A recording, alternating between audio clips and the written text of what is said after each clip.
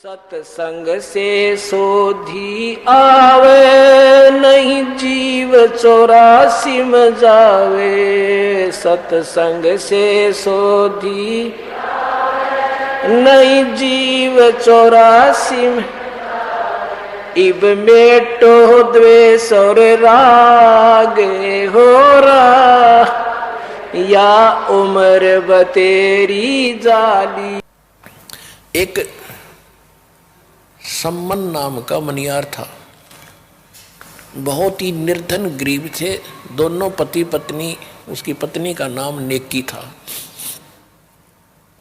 और दोनों पति पत्नी परमात्मा के शिष्य हो गए थे, कबीर भगवान के ज्ञान से परिचित हो गए थे। एक उनका लड़का था 10-12 वर्ष का, उसका नाम सेऊ था। सेऊ, शिव कहते हैं उसे, सेऊ कहा करते उसको। तो तीनों के तीनों भगवान के ज्ञान में खूब रंगे हुए थे और जहाँ भी वो जाते थे सम्मन और नेकी पति पत्नी चूड़ियाँ पहनाने के लिए गांव नगर में, तो वहाँ परमात्मा कबीर जी की चर्चा कराया करते थे कि हमारे गुरुजी इतने सक्षम हैं, हमारे गुरुजी इतने सक्षम हैं। ऐसे सिकंदर लोधी की जलन का रोग ठीक कर दिया, एक गऊ काट दी थी सिकंदर लोधी ने, वो जीवित कर दी। तो औरतें सुनती थी लेकिन मन में दोष रखती थी कि ये बेकार रखे गरीब आदमी, ऐसे कभी हो सकता है? अगर ऐसा होता तो ये होता वो होता, मतलब मन में अंदर दोष रखती थी, सुन अवश्य लेती थी। एक दिन क्या हुआ कि कबीर परमात्मा जी उनके घर चले गए। अचानक घर चले गए तो क्या देखा कि खाने का के लिए पूछा, 3 जने थे। इसी प्रकार एक कबीर परमात्मा जी ने एक कमाल नाम के लड़के को, 12-13 वर्ष की आयु का था, उसको मुर्दे को जीवित किया था। एक शेख तकी नाम का मुसलमान पीर था जो परमात्मा कबीर जी से ईर्षा रखता था। उसने ये शर्त रखती थी कि कोई मुर्दा जीवित कर देगा कबीर, सिकंदर लोधी राजा के सामने ये शर्त रखती थी, दिल्ली के बादशाह के सामने, कि यदि कोई मुर्दा जीवित कर देगा कबीर तो मैं कबीर जी को अल्लाह का अवतार मान लूँगा, नहीं तो नहीं मानूंगा। और मुसलमानों को कह दूंगा कि राजा काफिर हो गया है और काफिर को गुरु बना लिया है। सिकंदर लोधी चिंतित हुए, तब कबीर साहब ने कहा था कि टेंशन ना ले राजा, इसको कह दे कोई मुर्दा मंगा ले। परमात्मा की दया हुई, जिस दरिया के ऊपर बैठे थे ठहरे थे वहीं पर एक मुर्दा बालक, घर वालों ने उसको अंतिम संस्कार करके, मृत्यु हो चुकी थी बालक की, वो 100 भेज देते, जल प्रवाह कर दिया। कई कबीले ऐसे होते हैं जो दफनाते नहीं, जलाते भी नहीं, वो जल प्रवाह कर देते। वो बच्चा मरा हुआ आ रहा था 100, तब कबीर साहब ने, सब हजारों की संख्या में सैनिक थे, अंगरक्षक थे, उस बच्चे को जीवित कर दिया था और वो बच्चा फिर परमात्मा के साथ बालक रूप पर रहा था। परमात्मा का अपना कोई बच्चा नहीं था।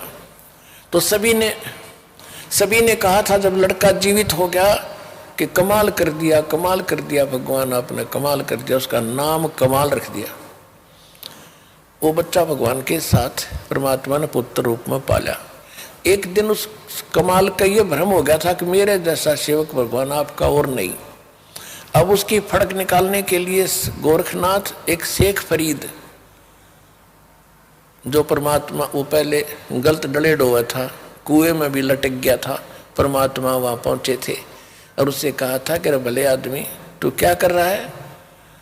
कि मैं भगवान को दर्शन करने के लिए कुएं में उल्टा लटका हुआ हूँ, तपस्या कर रहा हूँ। तो परमात्मा ने कहा था कि मैं हूँ वो भगवान, अल्लाह अकबर जिसकी तू खोज कर रहा है। तो शेख फरीद कहने लगे कि बकवाद ना करे भगत, भगवान ऐसा थोड़ा ही होता है, भगवान देखा थोड़ा ही जाता, तो निराकार है, वो बेचून है। परमात्मा ने कहा भले आदमी, यदि परमात्मा निराकार है और आप उसके दीदार के लिए कठिन तपस्या कर रहे हो कितने वर्षों से, अब कुएं में भी अंतिम सांस गिन रहा है उसके दर्शनार्थ, और उधर से कहो निराकार है, तो दर्शन खा के करोगे तुम? अब कहते गाम का ज्ञान का तो चमका ऐसा लग गया अगर वो सेध जा एकदम बुद्धि बदल गई। रत तेरा गजब हो यो। एक तरफ से तो हम बेचून कहते निराकार कहते हैं, फिर हम समाधि लगाते हैं, उसको देखेंगे, खा के देखोगे, देखने के लिए प्रयत्न कर रहा है। जब कौ इतना कमजोर हो गया था शेख फरीद, 12 वर्ष में 50 किलो अन्न खाया था, 50 किलो। ये देख लो 12 वर्ष में, यानी नाम मात्र रोजाना, कि भगवान मिल जाए किसी तरह, आलस ना हो। और कौवे आगे थे, यानी कति अस्थि पिंजर शेष रह गया था, कौवे आगे आंख काटन खातिर कि और तस मांस की तो है नहीं आदमी के, आंख आंख खा ले। तब उसने कहा था कि हे कौव्यो, मेरे शरीर पर कहीं मांस बचा हो वो खा लो, मेरी आंख मत छूना, मैं भगवान के दर्शन करना चाहता हूँ, आंखें आंखें छोड़ दे। इस डर से भाई बाहर रहूंगा तो कौवे खा जाएंगे, आंख फोड़ देंगे, दर्शन कैसे करूंगा, इस उद्देश्य से कुएं में लटक गया था उल्टा। तब भगवान गए थे कि भी वो मरेगा भगत, और खड़ा होकर उसको रस्से से पग लटक रहा था, बाहर निकाल लिया। वो लटका लटका कह रहा कि ए भाई मुझे छेड़े ना, मुझे ना छेड़, तू अपना काम कर, मैं अपना कर रहा हूं। उसने सोचा कोई पाली पोली बकवाद कर रहा है। भगवान ने कहा कि तू क्या कर रहे हो आप यहाँ पर बात महात्मा जी, कि मैं भगवान के दर्शन के लिए साधना करता हूँ। परमात्मा ने कहा कि मैं हूँ वो अल्लाह अकबर जिसको तुम देखना चाहते हो। अब शेख फरीद ने कहा कि देखो भाई ऐसी बात नहीं करनी चाहिए, आपको पाप लगेगा। भगवान तो निराकार है, वो तो बेचून है, आप तो इंसान हो, आप पैगंबर हो सकते हो। परमात्मा बोले मैं तो चलो इंसान हूं, और आप जिसको खोज रहे हो वो निराकार है, और वो वैसे कह रहे हो कि मैं भगवान के दर्शन करने चाहता हूं, मेरी आंख भी खराब ना करियो अभी। तो निराकार के दर्शन महात्मा जी करोगे कैसे? भले आदमी एकदम चक्कर काट गया, पैर पकड़ लिए नू के नू कि अल्लाह तो नहीं मानने थे कि भगवान होगा, पर बाखबर जरूर है, यह जचगी के बाखबर है। तब परमात्मा ने उसको कहा कि इस देही से क्यों दुश्मनी कर ली तूने, भूख ढंग से रोटी खा, थोड़ी खा घना मत खा, प्रथम अंदल संयम राखे, योग युगत सब सतगुरु भाखे। गीता अध्याय नंबर 6 के श्लोक नंबर 16 में कहा है कि हे अर्जुन, ये योग यानी भक्ति साधना न तो न खाने वाली यानी व्रत रखने वाला कति खावे नहीं भोजन, या न अधिक खाने वाले का, न ज्यादा जागने वाले का, और न ज्यादा सोने वाले का कभी सफल नहीं होता। और सूक्ष्म वेद में कहा कि प्रथम अंदर संयम रखे और योग युग सब सतगुरु भाखे, कि परमात्मा सतगुरु बताओगा सही साधना कि भोजन इतना खावे, यानी घना भी नहीं खा ले तो अंगड़ाई टूटेगा, फिर भक्ति कैसे करेगा, नींद आवेगी। और थोड़ा भी नहीं खावेगा, कदम ऐसे रीढ़ की हड्डियां मुड़ जाए, आंत इकट्ठी हो जाए, ये क्या मतलब है? यानी हिसाब का खाना खावे, संयम से खाए और भक्ति करो। तो उसके बाद वो शेख फरीद जी भगवान के साथ रहते थे, उनको सही भक्ति बताई थी। तो शेख फरीद और कमाल और साथ में भगवान तीनों पहुंच गए उस सम्मन के घर पे। और जाते जब उन्होंने देखा आज गुरुजी, और उस दिन वो चर्चा कर रहे थे, उनका लड़का विशेष आग्रह कर रहा था कि एक बार गुरुजी अपने घर आ जा। तो गांव के बच्चे यूं कहते हैं माता जी कि तुम्हारे गुरुजी तो राजाओं के घर जाते हैं, गरीबों के कौन आवे, जब जाने तुम्हारे घर आ जा। जब देखे तुम कहते हो हमारे गुरुजी भेदभाव नहीं करते, जब जाने तेरे घर आ जाए। तो बच्चों से चिढ़ाते थे, वो बड़ा दुखी था। उस दिन चर्चा ही चल रही थी, तभी भगवान आकर वहां प्रगट हो गए। तीनों के तीनों गेट पर खड़े हैं और दौड़े दौड़े अंदर से पीछे वाली कुटिया से भागे आए आगे, और खड़े खड़े स्तब्ध रह गए कि ये क्या स्वप्न देख रहे हैं कि सचमुच भगवान है ये। गुरुजी आगे, कहीं आशा भी नहीं थी उनको।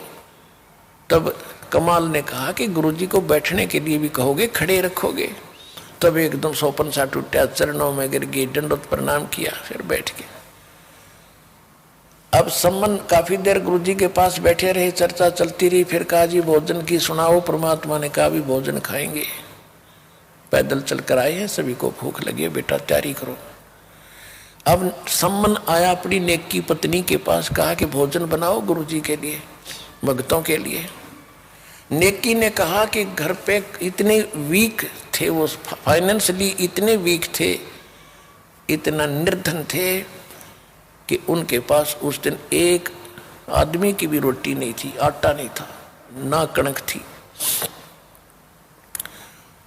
तो नेकी ने कहा कि आज कोई आटा नहीं है, दाना नहीं है।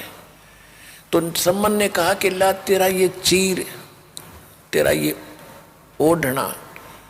देखो पुण्यात्माओं, द्रौपदी का चीर उतारने पर महाभारत हो गई थी, इज्जत और बेइज्जती का सवाल था। और वहां सम्मन कहता अपने गुरु जी की सेवा के लिए कि ला तेरा ये चीर, कपड़ा ओढ़ना, तेरी वायल, इसको मैं गिरवी रखाऊंगा और कुछ 2-3 सेर आटा ले आऊंगा। नेकी ने कहा कि मैं कई घरों में लेकर गई हूं इस वायल को, इस चीर को, ये फटा हुआ है, इस करके कोई गिरवी भी नहीं रखता। किसी ने आटा नहीं दिया, उल्टा ताने मार रहे हैं कि आज तो तुम्हारे घर फिर तुम्हारे भगवान आ गए हैं, वो तो तुम्हें वैसे ही खिला देंगे, तुम्हारे घर भर देंगे, वो तो बड़े बड़े चमत्कार करते हैं। ये जानबूझ कर बकवास कर रहे हैं। आज हमें ये आटा जान कर नहीं दे रहे, नहीं तो उधारा तो वो भी दे दिया करें गांव के गांव में। तो जानबूझ कर, वो नगर पैसे वाला घना था, इसलिए वो मस्ती मारे थे गरीबों के साथ। गरीब को तो वैसे ही नहीं सताना चाहिए और भगत को सताएगा तो घना पाप लगे। तो सम्मन बोला अब क्या करूं, वो तो कलेजा पकड़ कर बैठ गया, जमीन पर चक्कर आने को हो गए। पहली बार गुरुजी आए मेरे कर्महीन के द्वार पे, हे परमात्मा मैं कितना दुष्ट हूं, आज मैं अपने गुरुजी की सेवा भी नहीं कर सकता है, इस पापी को पृथ्वी पर क्यों छोड़ा जाता। ऐसी ऐसी बातें करके घना चिंतित हो गया। नेकी ने कहा कि चिंता ना करो, कुछ यत्न करो। क्या यत्न करूं अब, सम्मन ने पूछा। कि ऐसे करो, अब तो गुरुजी से कह दो कि जी सुबह भोजन कराएंगे, ये खूब समझ जाएंगे, महात्मा है, दोबारा जिक्र नहीं करेंगे। तो सुबह कहाँ से लाएंगे? सम्मन ने कहा कि सुबह कहाँ से आएगा, जूठा और बनूंगा। तो नेकी ने बताया कि रात्रि के समय तुम चोरी करने जाना पिता पुत्र, और 3 सेर आटा चुरा लाना किसी का, महात्मा को संतों का भोजन करा के और इनको विदा कर देंगे। तो नेकी प्रति वो शिव जो लड़का था छोटा सा, प्रतिदिन सुना करता सत्संग में कि हे माता जी, गुरुजी तो कहते हैं जो चोरी करते हैं उनको बहुत पाप लगता है, वो माँ अपराधी व्यक्ति होते हैं, और आज हमें चोरी करने की आप सलाह दे रहे हो, आपको पाप लगेगा।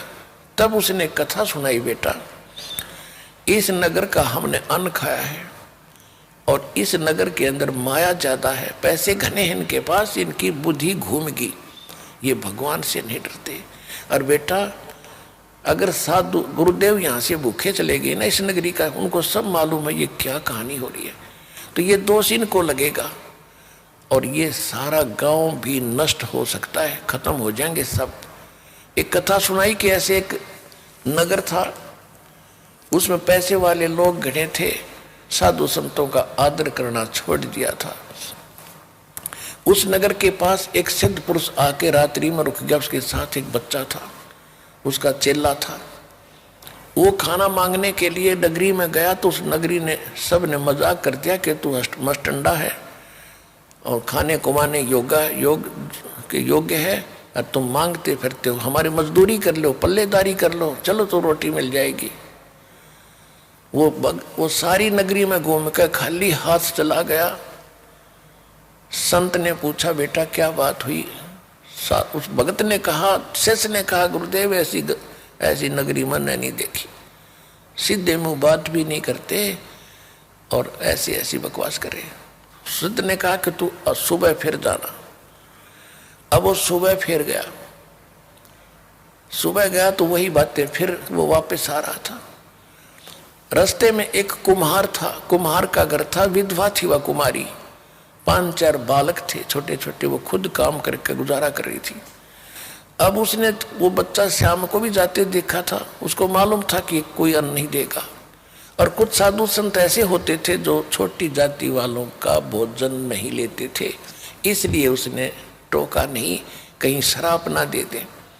तो जब वो बच्चा अगले दिन भी खाली जा रहा था, कुमारी के घर से ही रास्ता जाता था आसपास से, तब उस कुमारी ने बहन ने कहा कि महाराज जी भोजन नहीं मिला दिखा है। अगर नहीं माता जी नहीं मिला कि मैं हूँ कुम्हार जाति से और ये आटा ले जा, तेरे गुरुजी को बता देना, वैसे मत कहना कि एक कुम्हारी ने दिया है, इच्छा हो तो खा लेंगे, नहीं डाल देंगे कहीं चींटियों को।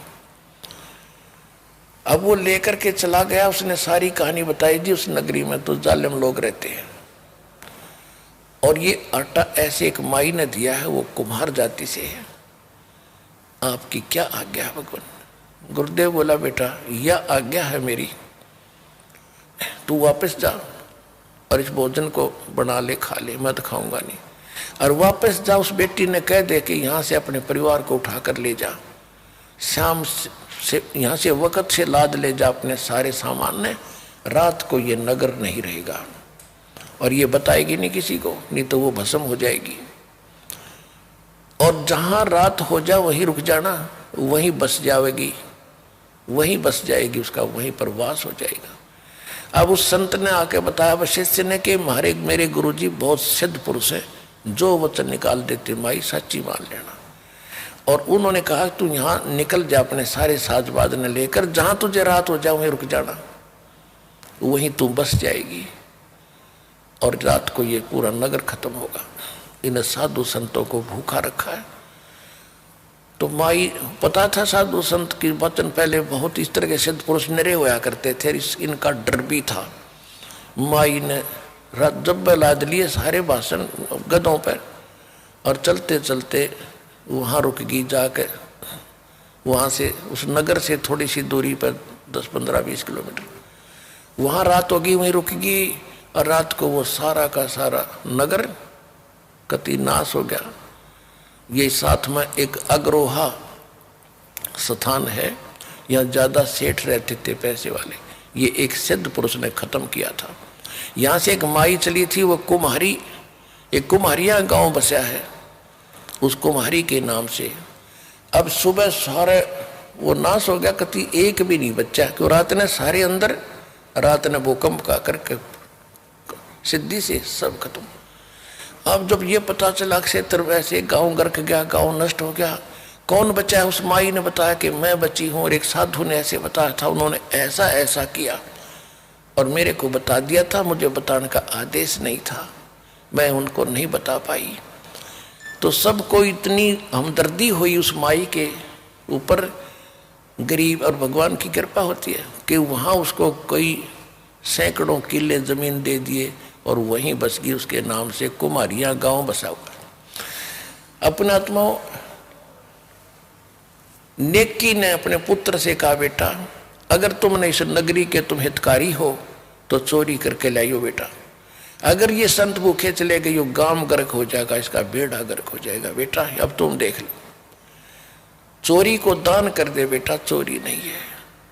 और हम साधु संतों के लिए हम नहीं खाएंगे एक दाना भी, ये प्रण पक्का है।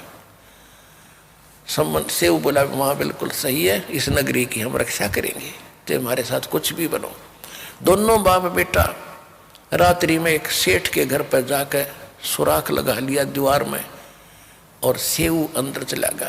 पहले सम्मन कह रहा था बेटा तू बाहर रहे, मैं जाऊंगा। सम्मन सेऊ ने कहा कि नहीं पिताजी, आपको पकड़ लेंगे तो इस लाला जी की राजा तक पहुंचे, आपको फांसी लगवा देगा, और मैं बालक हूं, मुझे बालक समझ कर छोड़ देंगे। तो सम्मन कहने लगा अगर तू मर गया तो फिर मैं क्या करूंगा जी का बेटा, नहीं तू बाहर रह, मैं जाता हूं। नहीं, सेऊ नहीं माना, कहने का भाव कि सेऊ प्रवेश कर गया। तो सम्मन ने कहा बेटा 3 सेर आटा लाना, ज्यादा नहीं। तो अंदाजा सा अपनी फटी पुरानी चद्दर में 3 सेर आटा डाल के चल पड़ा। चलने लगा, जब आवाज होगी खुड़का होने से, शोर होने से, लाला जी जग गया, वहीं सो रहा था दुकान में, और उसने जो सेव निकलने की चेष्टा कर रहा था उसके पैर पकड़ के घसीट लिया वापस, के चोर चोर चोर करके। तब तक उसने वो आटा बाहर फेंक दिया था, पोटली में बांध के पिताजी आप ले जाओ। मेरे को लाला जी ने पकड़ लिया और लाला जी ने घसीट के और बांध दिया खंबे के, और देखा कि तू अच्छा है चोर, तुम चोर हो, वैसे भगत बने फिरते थे, आज तुम्हारी पोल खुल गई।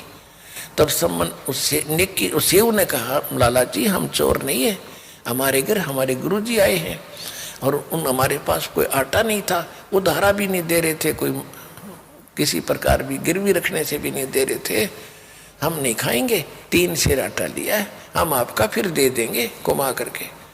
कहने लगा अच्छा सुबह पता चलेगा। अब पता चला ना कि चोरी तो वो तुम्हारे गुरु करवाते हैं तुमसे, अब चोर को क्या पीटा, चोर की माँ को सजा देंगे। होन दे सुबेरा, राजा के पास कंप्लेंट करूंगा तुम्हारे गुरुजी की, कल देखना क्या होगा। अब हुआ और छाती पकड़ी गई, कलीजा पकड़ा का निक्की सम्मन सेव का, ले वे जुल्म हो गया, ये तो नाश करेंगे, गुरुजी की बेइज्जती करेंगे कल को। अब उधर से निक्की ने पूछा कि बच्चा कहाँ है। जब सम्मन लेकर गया आटा, लड़के की माँ ने पूछा बेटा कहाँ है, कि वो तो सेठ ने पकड़ लिया और मैं आटा लेके आ गया। निक्की ने सोचा कि सुबेरे बच्चे को, अब सुबेरे बच्चे को पहचानेंगे और फिर क्या करेंगे, गुरुजी को सजा देंगे ये लोग। ऐसा क्यों ना कर दें कि लाला जी बोल ना सके, सुबेरे जिक्र भी ना करे कौन था कौन नहीं था। तो इस उद्देश्य से अपने गुरुदेव की इज्जत बचाने के लिए हृदय से कि भी नाश हो जाएगा, जब कल पता लग गया तो बेइज्जती कर देंगे गुरुदेव की। अपने पति से कहा माँ ने, अपनी उसकी पत्नी ने कि जा तलवार ले जा और लड़के का सिर काट दे और सिर ले आना। तो उसने ऐसा ही किया। अब तलवार लेकर जब सम्मन पहुंचा, उस सुराग के सामने बैठ के और कहा बेटा सेऊ, 1-2 बात गुप्त तेरे कान में बोलनी है, बतानी है। बेटा कल तो ना जाने तू और हम मिल पाएंगे या नहीं मिल पाएंगे, क्योंकि राजा हमें सजा दे देगा। 1-2 बात बताना चाहता हूँ बेटा तुझे, एक बार सिर बाहर निकाल ले, कान में बात बताऊंगा। अब सम्मन ने, उसने सेव ने कहा लाला जी से कि हे लाला जी, बाहर मेरा पिता बैठा है, 2 बात करना चाहता है। तो सेठ ने कहा कि नहीं तुम भाग जाओगे, तुम्हारी कोई स्कीम है कि नहीं, पैर को बांधे रख, रस्से को थोड़ा सा ढीला कर दे, मैं सिर निकाल लूंगा, बात करूंगा। अब जो ही उसने ऐसा सोचा भी चल ठीक है बतला लेंगे क्या बतलाना चाहते हैं, पैर का रस्सा बांधे बांधे ढीला कर दिया, लूज कर दिया। अब सिर बाहर निकाल के सेऊ ने जब सिर बाहर निकाल लिया तो सम्मन का हाथ नहीं उठा। बेटे ने कैसे काटूं, गर्द छुपा ली पीछे को। तब लड़के ने कहा कि पिताजी एक बात मैं बताऊंगा अपने आपके कान में। आखा बोल बेटा, कि यदि तू मेरा बाप है तो मेरी नाड़ काट दे, ना तो बात बिगड़ेगी कल। मेरी गर्दन काट ले जा अगर तू मेरा बाप है, नहीं तो तू मेरा बाप नहीं है, मैं किसी और का अंश हूं। इतना कहते ही उसमें भी करंट आया। तब बच्चे की मुख से बात सुनकर उसने सिर काट दिया सम्मन ने, और चोटी पकड़ कर घर ले गया, ऊपर शीश को। उधर से लाला जी ने देखा कि ये तो 302 का मुकदमा तेरे लगेगा। उसने क्या किया, उस बच्चे को घसीट के धड़को और एक पजावे में जाके गिरा। गड्ढे से होते थे जहाँ कुमार लोग मिट्टी मुट्टी खोदते थे, गड्ढे एकांत में, वहां गिर डालिया और अपनी वह दीवार बंद करके और लीप लाप के उसका रेता मार के ऐसा कर दिया जैसे कुछ हुआ ही नहीं। उधर से जब सम्मन उस लड़के के शीश को लेकर गया, निक्की ने पूछा, कहा कि अब फिर वापस जाओ। अब सेठ उसने कहीं जंगल में डाल कर आओगा लाश को, शेष शरीर को धड़को, और उसको भी उठा लिया। कदे कुछ दिन में फिर बात चल रहा, कौन है किसका मर गया, इंक्वायरी चल रहा और बच्चा पहचानना चाह। अब फिर वो गया सम्मन जहां उसकी घसीट जा रही थी। लाला जी ताकत अपना बैठ गया करके शांत। और वो लिया, फिर उसने उठा के बच्चे के लाश को चादर ढक के और ला के कोने में डाल दी झोंपड़ी के, और ताक में, अलमारी के एक ताक में रख दिया सिर। और बेटा का कत्ल हुआ पड़ा, सतगुरु की सेवा में नेकी सम्मन कहने लगा, रोइए मत, रो भी पड़ी ना, आंखें मांसू आ गए, गुरु जी ने पता लग जाएगा और भोजन नहीं खाएंगे। तो उन्होंने, माँ ने रोटी बनाई और वक्त से 5:30-6 बजे से कहा कि जाके कहते गुरुदेव ने शाम की भूख लगी है, भोजन जल्दी बना दिया, खा लो। और जल्दी जान की कह भी रहे थे, हमने सुबह जल्दी जाना है, तो ये खाकर चले जाएंगे कि इनको पता नहीं लगेगा, नहीं तो रोटी नहीं खाएंगे। सम्मन ने कहा कि आओ महाराज, भोजन तैयार है। तीनों परमात्मा कबीर जी और दोनों कमाल और फरीद जी, वो बैठ के एक तरफ भगवान का आसन लगा दिया कबीर जी का, और 3 बर्तनों में भोजन सारा जितना बनाया था 3 पात्रों में डाल के धर दिया, 3 दोनों में पतलों में, थाली भी ना थी बेचारे गरीबों के। तो परमात्मा ने कहा भी ऐसे नहीं, इनको 6 भागों में बांटो, 3 तुम हो, 3 हम हैं, सारे मिलकर बैठ कर प्रसाद बना कर प्रेम से खाएंगे, तुम भी तो मेरे बच्चे हो। अब समस्या आएगी कि डालो डालो, 6 जगह डालो। अब उन्होंने 5 जगह डाल कर रख दिया कि नहीं 1 जगह और डालो। अब वो कह रहे थे जी बच्चा कहीं बाहर गया है खेलने के लिए, देर से आएगा, कि नहीं आ जाएगा, जब खा लेगा उसको छोड़ देंगे, बैठ जाओ। तो उन्होंने सोचा चल ऐसे भी ठीक है, ये छोड़ देंगे, गला डला डला बात खत्म हो जाएगी। 6 जगह कर दिया। तब परमात्मा ने कहा कि आओ सेऊ जी मिलो, ये प्रसाद प्रेम, और सिर कटते हैं बेटा चोरों के, संतों को नितक से। सेऊ धड़ पे शीश चढ़ाओ, बैठा पंगत माही, और नहीं निशानी गर्दन के, यो ओ सेऊ अकनाही। बोलो कबीर भगवान की जय हो।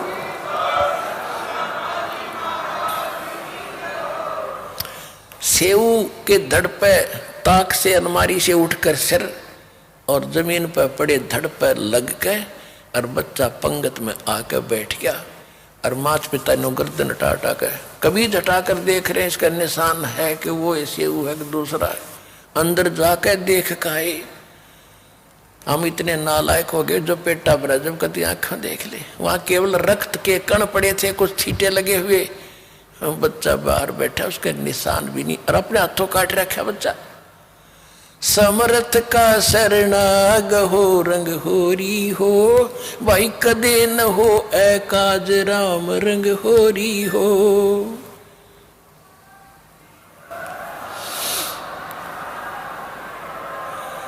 उसके बाद परमात्मा ने इतना धन दे दिया उस सम्मन को, 1 नंबर का सेठ उसी जीवन में, उस शहर में 1 नंबर का सेठ हुआ। अब यहां गरीबदास जी कहते, नुक्ते ऊपर रिझेगा रे, करोड़ कर्म जल जा तुम्हारे। इतना समर्पण होकर देखो इस कबीर भगवान पर, ये नुक्ता था, वो कोई शौक नहीं था बच्चा काटने का, उन भगवान की इज्जत के लिए कि हमारे परमात्मा की, गुरुदेव की बेइज्जती ना हो जा। इकलौता पुत्र काट दिया, आंखों मांसू नहीं आन दी, तो कहते इनसे प्रसन्न होगा भगवान, इतने सेक्रीफाइस से। कहते नुक्ते ऊपर रिझेगा रे, और करोड़ कर्म जल जा तुम्हारे। तो अपने आत्माओं, तुम ऐसे भगवान की शरण में आगे हो, सच्चे दिल से भक्ति करो, कति आत्मा से, और फिर देखना पल पल में कितने चमत्कार आपको देगा, आप सोच भी नहीं सकते, और मोक्ष देगा।